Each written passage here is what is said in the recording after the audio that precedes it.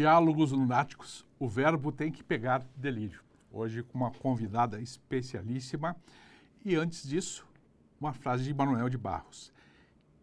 Que importância de uma coisa que não se mede com fita métrica, nem com balanças, nem com barômetros, etc. Que importância de uma coisa que há de ser medida pelo encantamento que a coisa produz em nós. Tenho um imenso prazer de trazer uma pessoa que eu conheço já não sei há quanto tempo, acho que você vai poder dizer, Aniele, e eu pedi para você se apresentar. Seja muito bem-vinda aqui. Boa tarde, Tony. Eu sou Aniele Cardoso, eu sou mineira, tenho 42 anos, sou esposa de Arthur e a mãe de uma menininha linda de 6 anos chamada Adara, que mora atualmente aqui em Santos, litoral de São Paulo. Pode falar? Você ia falar alguma coisa? Não. Quando ela apresentar, né? Então, nos conhecemos, como você já Como é que a gente se conheceu? Há quanto tempo? 23 anos, foi 2002. 23 Fevereiro anos. de 2002. Uhum. Então, Na asa de Boreste, no navio.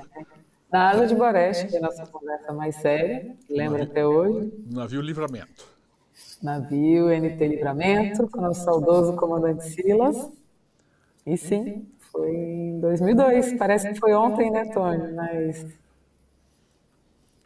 É 23 anos. uma história muito curiosa, né? A história que a gente construiu é muito curiosa. Eu até hoje vim com meu bonezinho especial, meu bonezinho de marinha, com 40 anos de formado da Marinha Mercante. Hoje em dia, logicamente, eu sou psicoterapeuta, mas eu estava dando consultoria para esse navio chamado Livramento.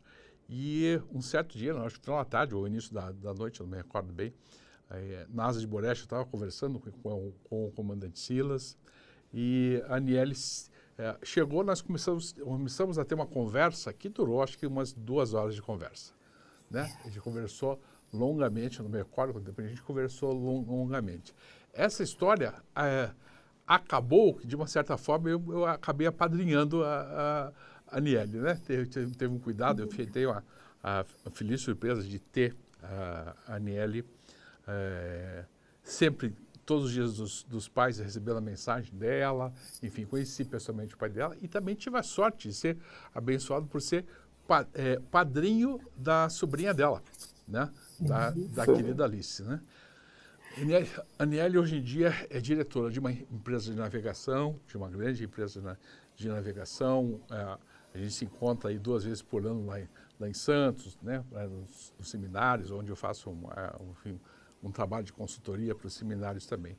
Mas essas histórias, veja, a gente tem 23 anos e ela aconteceu do nada, são histórias fortuitas que acontecem e que deixam a gente muito feliz. Tive a sorte de encontrá-la algumas vezes, uma vez em São Luís do Purunã, a gente se divertiu tanto que a gente teve que parar o carro num posto, você se lembra disso, né? Tivemos que parar o carro num posto porque a gente não conseguia nem dirigir de tanta... Nem dirigir, de tanta risada que a gente deu e que a gente se divertiu. Então, é muito interessante a gente observar esse caminho. Eu acho muito curioso observar o seu caminho, testemunhar esse seu caminho, né? Desde estagiário de condução até uma diretora de uma grande empresa de navegação, né? E nós nos encontramos dentro da sua forma ética correta de ser. Mas a primeira pergunta lunática para você é: o que te dá sentido? O que faz valer a pena na vida, Neira? O que faz com que você siga? Porque viver não é fácil, sempre é difícil, sempre tem coisas muito complexas, né? Como é que a gente dá conta disso? Não é fácil. E aí, Tony, na hora de apresentar aqui, né, a nossa formação é a mesma aí, né? Eu sou pilota de formação e navegadora da vida de coração, né? Então, acho que o propósito da vida é esse, é a gente navegar, desbravar os mares, saber que nem sempre o mar vai estar calmo. Sim, teremos tempestades, teremos momentos difíceis, mas como um ditado muito conhecido também, né? Mar calmo nunca fez bom marinheiro.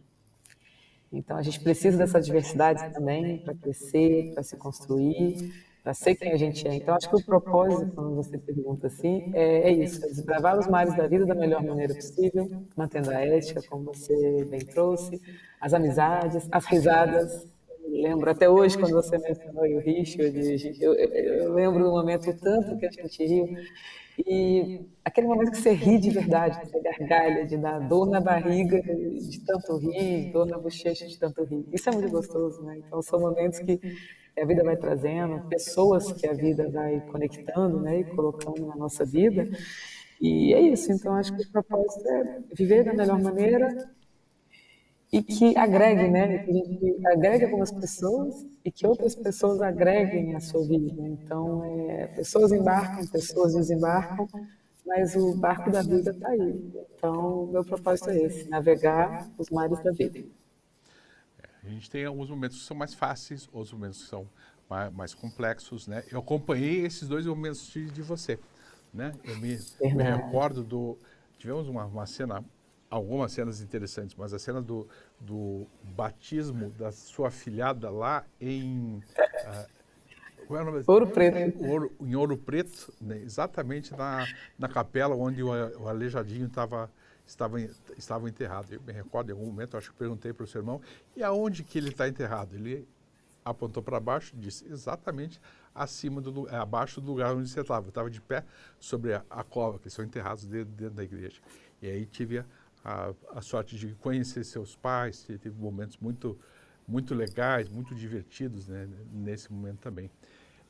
Nelly, como é que a gente lida com essa perda? Como é que é perder, por exemplo, como você teve, perder o pai? Como é que a gente dá conta? A gente dá conta, porque são vários pratos, né? A gente tem que dar conta da vida pessoal, dar conta da vida profissional, dar conta de tudo. Como é que você...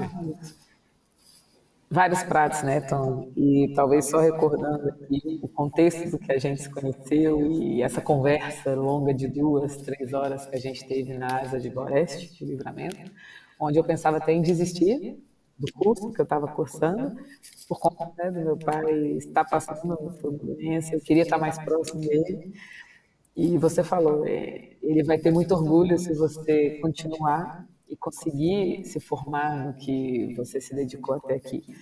Então, de certa forma, eu queria estar perto dele, mas também eu sabia que eu, terminando o curso, conseguindo a certificação, eu daria um outro tipo de orgulho. Então, desde aquilo, eu já tenho uma noção que o físico nem sempre é o mais importante. A sua presença física, ela também é substituída por uma presença espiritual, uma presença de pensamento, uma conexão de coração, né?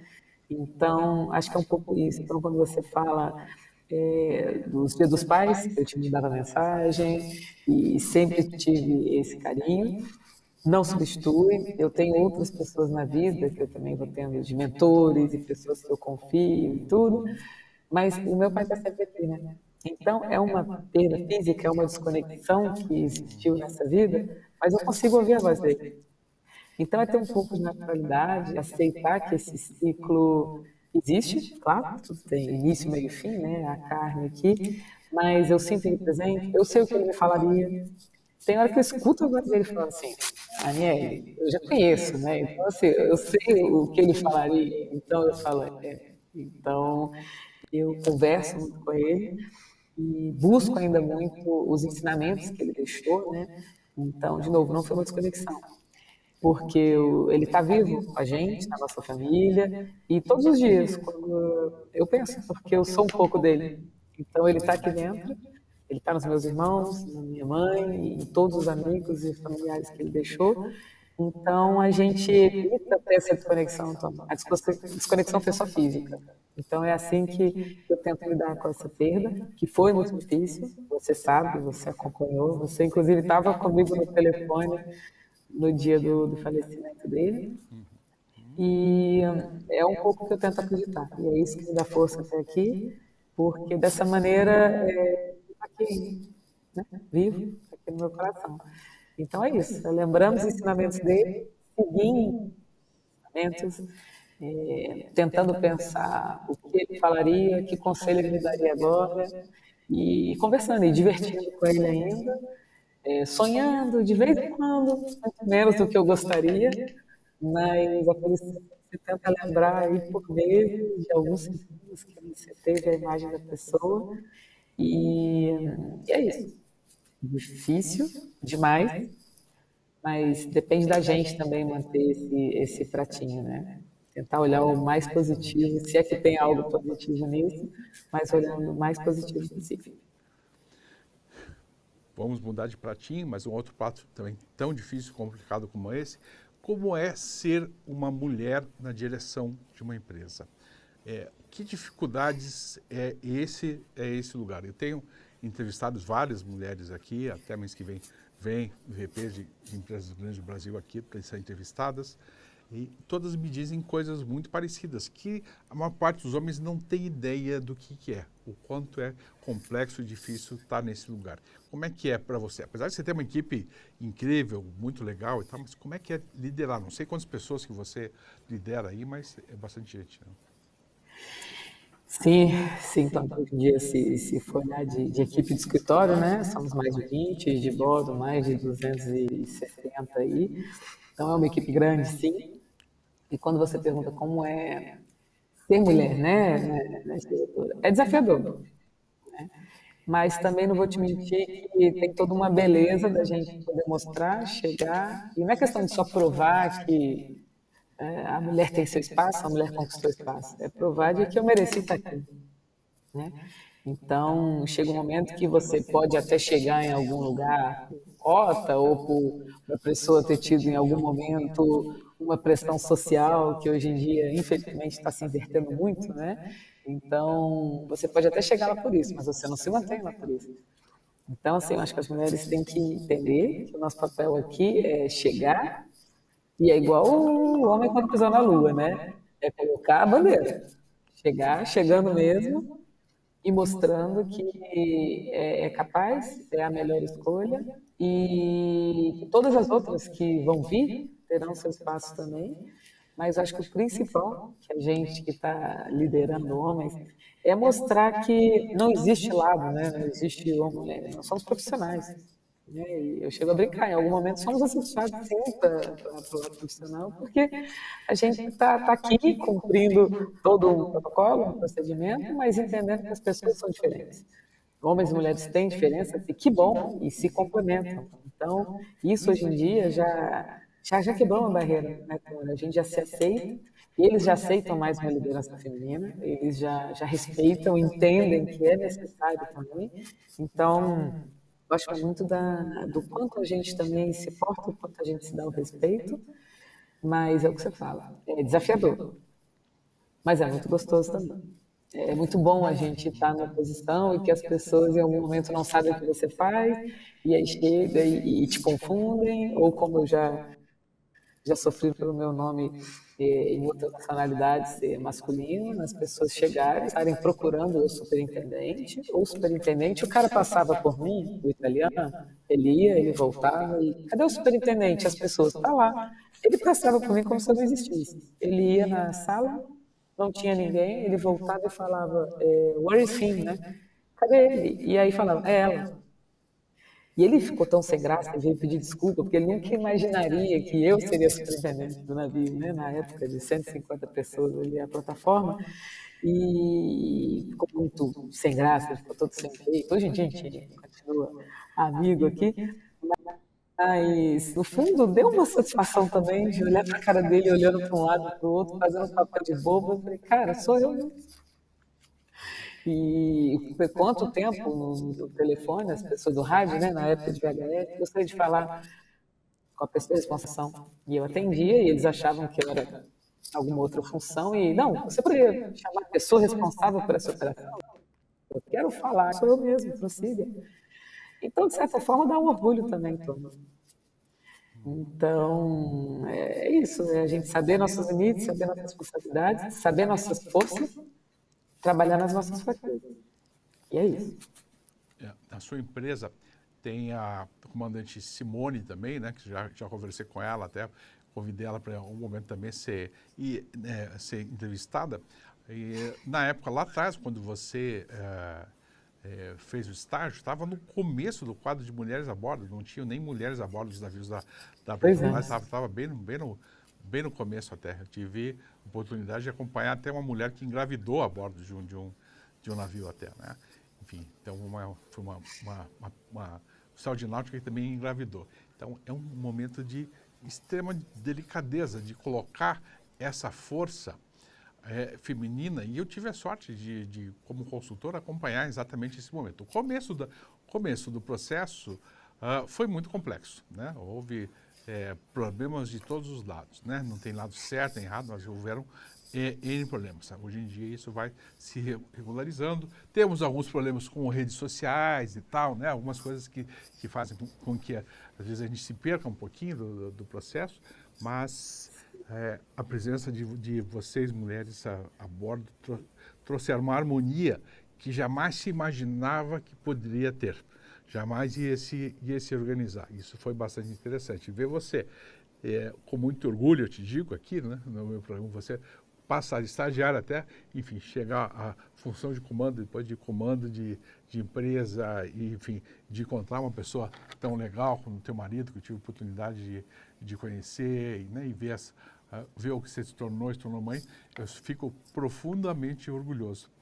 A gente vai encerrar aqui agora o primeiro bloco. Logo na sequência, a gente vai começar o segundo bloco com as perguntas mais complicadas do Diálogos Lunáticos, que eu nem sei. Eu sabia. Que eu nem sei. Estava muito fácil. Que eu nem sei quais são. Então, a gente encerra agora e já começa em seguida o segundo bloco dos Diálogos Lunáticos com a Aniele Cardoso, minha querida amiga, diretora de uma importante empresa de navegação, superintendente de uma importante empresa de navegação. Até daqui a pouquinho.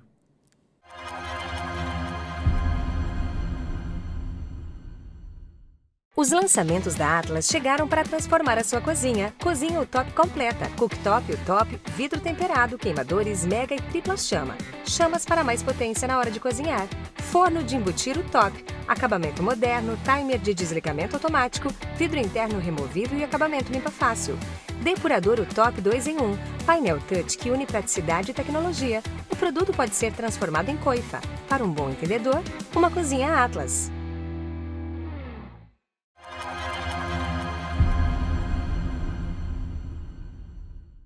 Voltando então agora com o segundo bloco, na entrevista com a Aniele Cardoso, uma queridíssima amiga.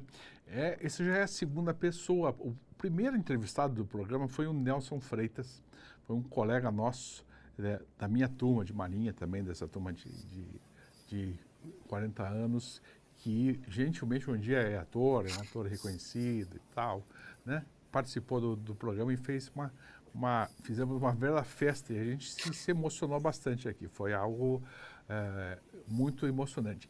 Tem algumas coisas, algumas sensações, por exemplo, quando a gente fala de uma conversa na asa de Boreste, né, somente quem passou a bordo, primeiro, a maior parte das pessoas nem sabe que navio tem asa, né?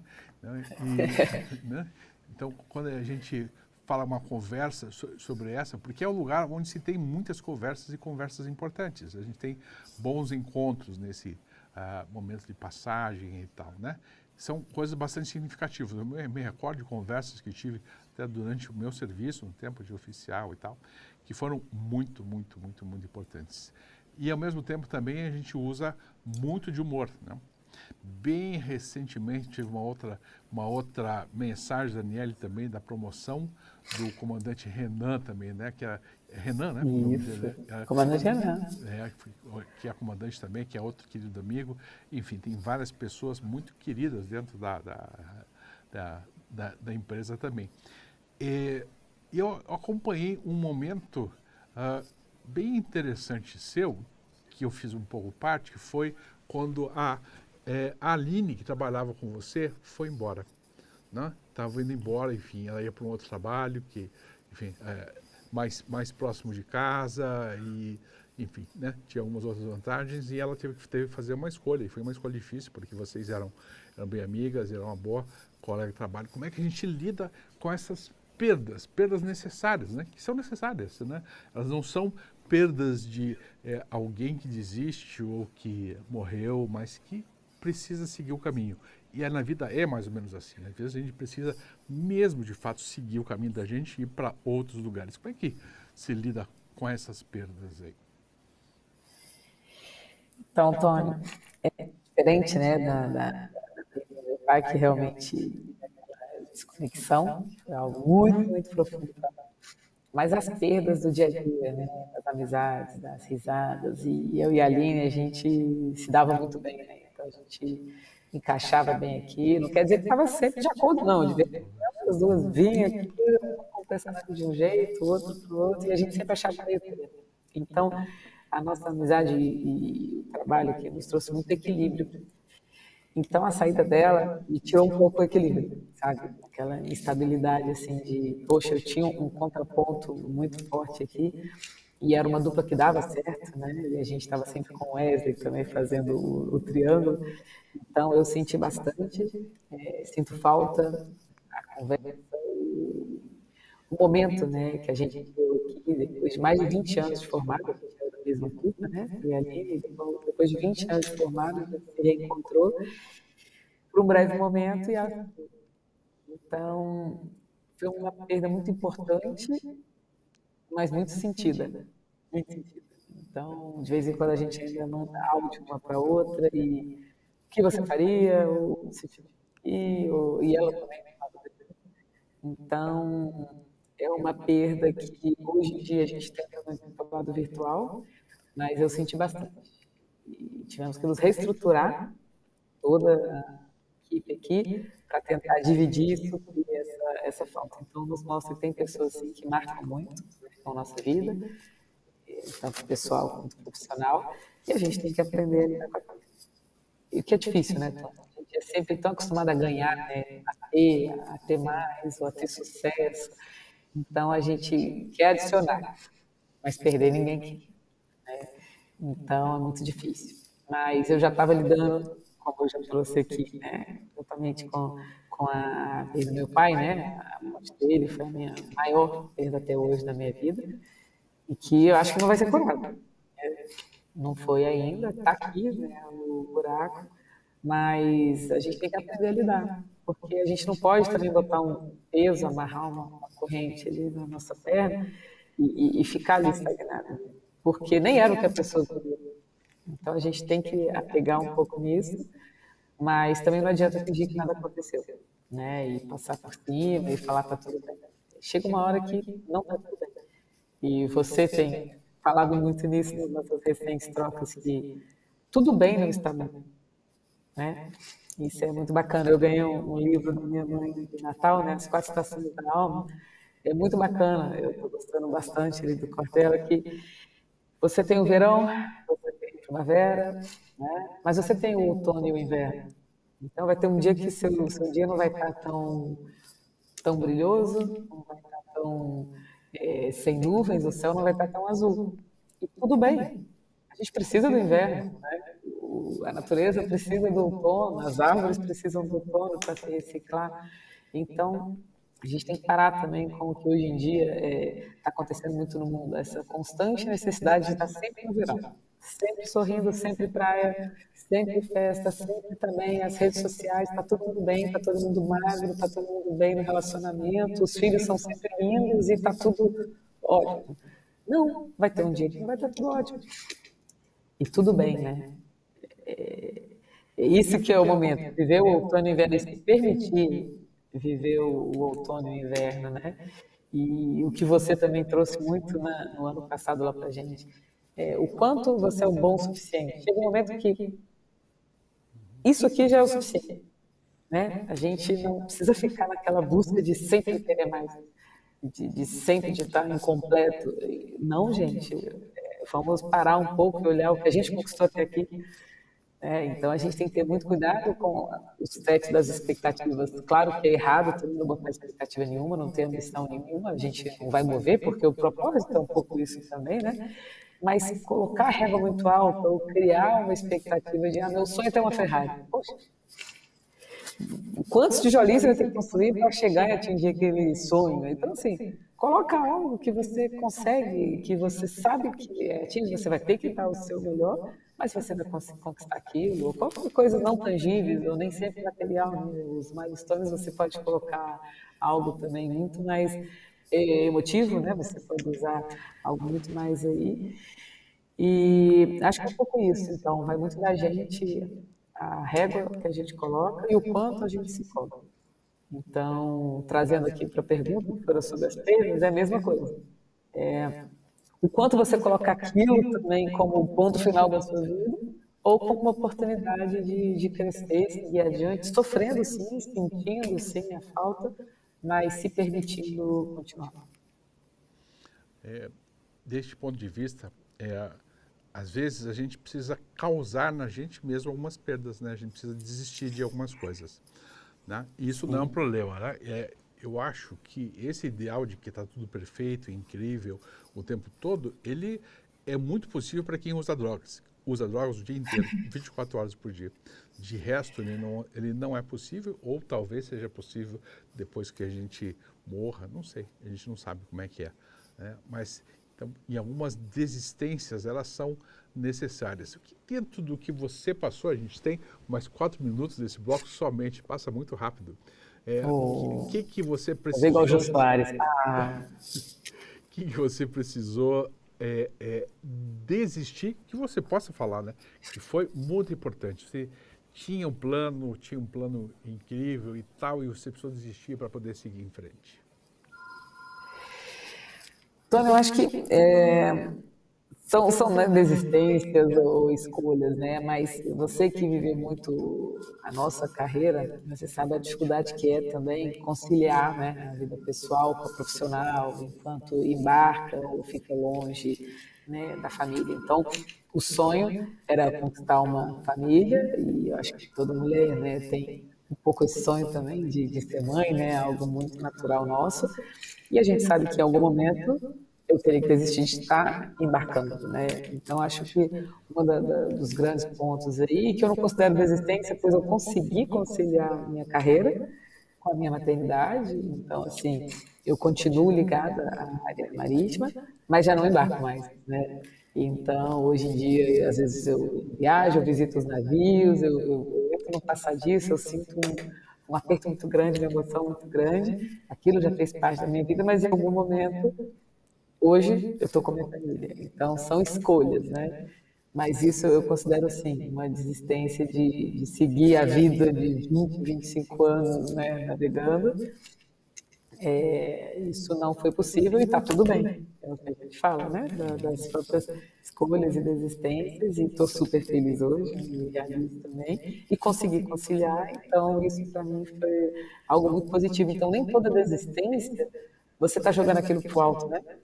Você só está mudando o ponto de vista e tentando adequar com os outros pratos, e você acaba vendo que aquilo era o que você precisava, né? Então, às vezes a gente tem medo de largar alguma coisa, mas pensa que vai ter outras coisas também chegando, né? E outro dia eu vi uma frase, eu gostei muito, quando você está na beira de um precipício ali, né? As pessoas, a gente está falando até sobre carreira, né? Quando você quer estar para ser promovido, alguma coisa assim. Você está lá, só falta daquele pulo, né? Então, assim, é o passarinho antes de voar. Chega um momento que a mãe vai empurrar assim, mas o passarinho também escolhe voar. Então, assim, aquele momento que você está na borda e você pode se sentir pronto para pular, mas também você pode estar querendo pular.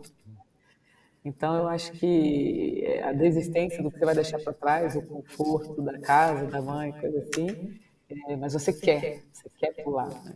Então, eu acho que são duas grandes momentos aí, né? Sim, que foi sair da casa dos pais para começar a embarcar, e depois parar de embarcar e dedicar a uma família, sim. E são as maiores, assim, que eu posso lembrar. Desistência de emprego, mas foi só uma, né, que eu mudei assim, mas também, de novo, veio para o bem, para uma área mais próxima da minha formação. Então, mas foi uma desistência difícil, né? 14 anos numa empresa, é um relacionamento, né? Vou te interromper. Então, largar também não. Eu vou te interromper um pouquinho, porque a gente está chegando já no final do bloco. Eu queria... Sim, já tem mais alguns segundos só, né? Então, enfim, passa bastante rápido. Eu acho que é algo importante. Você sabe, eu trabalhei com mulheres, até com mulheres dentro de presídios, tive um grupo de mulheres. Uma das coisas que eu questiono, que é a se pensar, é isso que chama assim, uma mulher tem como impulso natural ter uma família. Não tem como impulso natural, tem como impulso social. Uma mulher tem que ter uma família, não que ela possa escolher. né? Então, é como se fosse obrigatório. Então, parece que as mulheres que não têm família, que as mulheres que não tiveram filhos, são mal sucedidas na vida, né? Não. Então, mas para várias mulheres, há essa impressão, essa coisa de que tem que ter, ou é o impulso, não é o impulso natural, é o impulso social, de que tem que ter, ou que naturalmente é esse o desejo, sim, tem várias mulheres que não. Mas, para fechar, e eu sei, conhecendo você, preciso te dar o tempo, eu te dou 30 segundos para você deixar uma mensagem importante. Eu acho que eu fico bem emocionado, muito orgulhoso de você, na realidade, né? Bem emocionado com o processo e com essa tua forma tão sincera de ser. E você deixa uma mensagem aí para as pessoas, em especial para as mulheres, né, que estão nesse lugar de terem que dar conta, comandar suas coisas, seu pequeno negócio, sua pequena família, sua grande família, seu grande negócio, sua grande empresa, né? Que mensagem você deixa? Ô, Tony, então, foi uma frase que eu criei alguns anos atrás e eu gosto muito dela, que é: viva o seu sucesso ao invés de somente sonhar com ele. E isso é um pouco forte, porque às vezes as pessoas sonham em fazer o sucesso acontecer. Então é isso, cada suor vai ser recompensado. Então, o conselho que eu daria, a mensagem é: viva o seu sucesso, não apenas sonhe com ele.